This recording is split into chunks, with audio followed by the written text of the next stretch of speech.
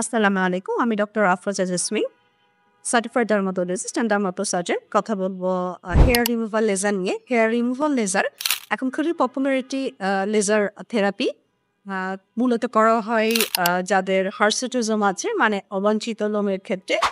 মহিলাদের অনেক সময় ছেলেদের প্যাটার্নে মুখে বা চিন এরিয়াতে বা শরীরের অন্যান্য জায়গায় লোম থাকে, যেটাকে আমরা unusual excessive here in mail pattern বলে থাকি।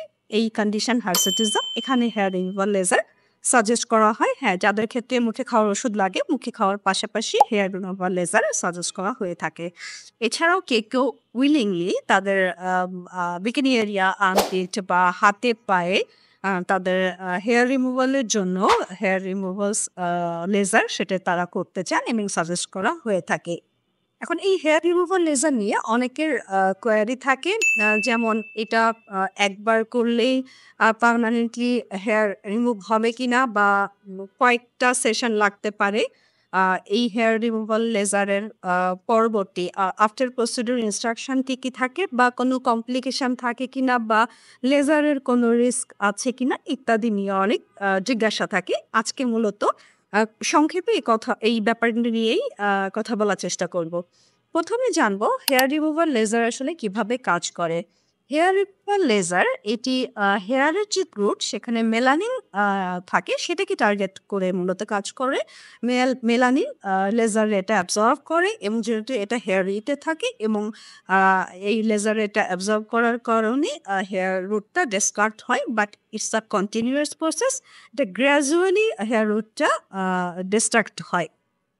এবং আহ, আহ, আহ, অনেকের কোশ্চেন থাকে যে আমরা হেয়ার রিমুভাল লেজারের আগে কোনো প্রিকশন নেওয়ার কিছু আছে কিনা। একটা ব্যাপার সেটা হচ্ছে যে হেয়ার রিমুভাল লেজারের আগে সাধারণত ওয়্যাক্সিং বা হেয়ার প্ল্যাকিং, অনেকে শন বলে থাকেন বা ফার্সেট জাতীয় কিছু দিয়ে হেয়ার প্ল্যাক করে থাকেন, এটিকে নিষেধ করা হয়। বাট শেভিং বা ট্রিমিং করা যেতে পারে। আরেকটি ব্যাপার, আমরা লেজার প্রসিডিউরের ইমিডিয়েট আগে আমরা হেয়ারগুলোকে ট্রিম করে নিয়ে থাকি।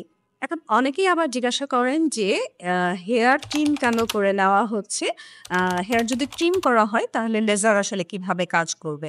এখন লেজারে মূলত হেয়ার আমরা যেটা দেখতে পাই স্কিনের উপরে, হেয়ার শ্যাফট বলে থাকি, এটিতে মূলত কিন্তু কাজ করে না। আমি যেটা আগে বললাম, লেজারে মূলত হেয়ার রুটে অ্যাবজর্ভ হয়।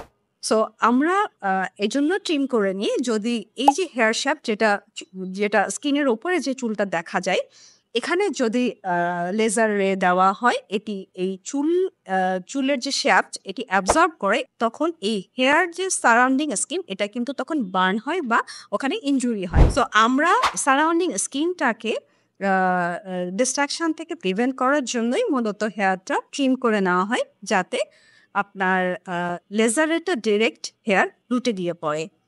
তো এখানে আরেকটি ব্যাপার ইম্পর্টেন্ট, যে কয়েকটা সেশন লাগতে পারে, একবারে কেন ডিস্ট্রাক্ট হয় না, বা একটা সেশন করলেই পার্মানেন্টলি ডিস্ট্রাক্ট হয় কিনা।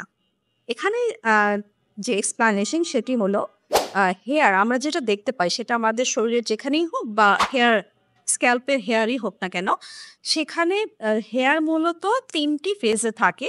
সেটা হচ্ছে অ্যানাজেন, ক্যাটাজেন, টেলোজেন। মানে এর পর্যায় আছে, যে এটা গ্রোয়িং ফেজ, তারপরে এটা একটা সাস্টেইন করে এবং ধীরে ধীরে একটা হেয়ারটা পড়ে যায়। তো এই ৩ ফেজ মূলত সব হেয়ারের ক্ষেত্রে একসাথে একই রকম থাকে না। মনে করেন আপনার ফেসের হেয়ার বা চুলের হেয়ার যেটাই হোক, সব হেয়ার কিন্তু এই অ্যানাজেন বা গ্রোয়িং ফেজে থাকে না, এটা বিভিন্ন পর্যায়ে থাকে। আর লেজার যেটি কাজ করে হেয়ারের উপর, এটি মূলত অ্যামাজন হেয়ারকে পার্মানেন্টলি ডিস্টার্ব করে। সো যেহেতু সব হেয়ার একই ফেজে থাকে না, তাই এক সেশনে একবারেই লেজার রে দিয়ে সবগুলি হেয়ার ডিস্টার্ব করা পসিবল হয় না। এবং এই জন্যই মূলত মাল্টিপল সেশন লাগে। আমরা বলে থাকি ৬ থেকে ৮টা সেশন মিনিমাম লাগতে পারে। ইট ভ্যারিজ, মানে পেশেন্ট টু পেশেন্ট এটা ভ্যারি করতে পারে। আরেকটা যেটা, এটা মূলত ৪ থেকে ৬ সপ্তাহ পর পর এই সেশনগুলা করা হয়। And to get the maximum benefit actually multiple sessions R required. So যদি আবারও সংক্ষেপে বলি, একবারে পার্মানেন্টলি এই হেয়ার এক সেশনেই ডিস্টার্ব হয় না, এবং এটির জন্য মাল্টিপল সেশন লাগতে পারে। আরেকটি ব্যাপার যেটা, সেটা হচ্ছে লেজার আমরা কয়েক ধরনের লেজার ব্যবহার করে থাকি হেয়ার রিমুভাল এর ক্ষেত্রে। সেটা ডায়াব laser, NDR laser, Alekjan right বিভিন্ন জায়গায় বিভিন্ন ধরনের লেজার ইউজ করা হয়ে থাকে হেয়ার রিমুভাল এর ক্ষেত্রে। এবং লেজার করার পরে কিছু ইনস্ট্রাকশন থাকে যেমন স্ট্রিক্টলি সান আম এভয়েড করা, সান এক্সপোজার এভয়েড করা এবং অবশ্যই সানব্লক লাগানো। কারণ সানব্লক না লাগানোর কারণে স্কিন ট্যান হওয়ার সম্ভাবনা বা পোস্ট ইনফ্লামেটরি পিগমেন্টেশন হওয়ার সম্ভাবনা থেকে থাকে এবং লেজারের পরবর্তী আমরা কিছু মেডিসিন খাওয়ার এবং লাগানোর অ্যাডভাইস দিয়ে থাকি। সেগুলো অবশ্যই ভালোভাবে ফলো করতে হবে। তা না হলে কিছু কমপ্লিকেশন যেটা ডেভেলপ করে সেটা করতে পারে, কিছু টাইনি ব্লিস্টার আসতে পারে, যেটা বললাম পিগমেন্টারি চেঞ্জেস আসতে পারে। সো সেটা রিকভার করার জন্যই মূলত ওষুধগুলা দেওয়া হয় এবং সেই অনুযায়ী ফলো করা উচিত। আরেকটি ব্যাপার খুব ইম্পর্টেন্ট, সেটা হলো আসলে লেজার আপনি কোথায় করাবেন? That's very important. কারণ এখন বিউটি সেলুনগুলোতেও দেখা যায় যে এই হেয়ার রিমুভাল লেজার ইউজ করে থাকে তারা। তারা এটি প্র্যাকটিস করে। তো এটা খুব ইম্পর্টেন্ট যে আপনি কার কাছে করছেন। কারণ আ আ লেজারের আগে আপনার স্কিন প্রিপেয়ার কিনা বা আপনি এটার জন্য এলিজিবল কিনা বা কোন প্যারামিটারে লেজার করছেন, এটা একমাত্র ডার্মাটোলজিস্ট যিনি লেজার প্র্যাকটিস করে থাকেন, যিনি প্রশিক্ষণপ্রাপ্ত, একমাত্র তিনিই আপনাকে বেস্ট রেজাল্টটা দিতে পারে। আপনার লেজার করার আগে অবশ্যই আপনাকে দেখে নিতে হবে আপনি যার কাছে লেজার করছেন তিনি ডার্মাটোলজিস্ট কিনা এবং তিনি এই বিষয়ে পারদর্শী কিনা, তার লেজারের উপরে বা ডার্মাটো সার্জারিতে প্রশিক্ষণ আছে কিনা।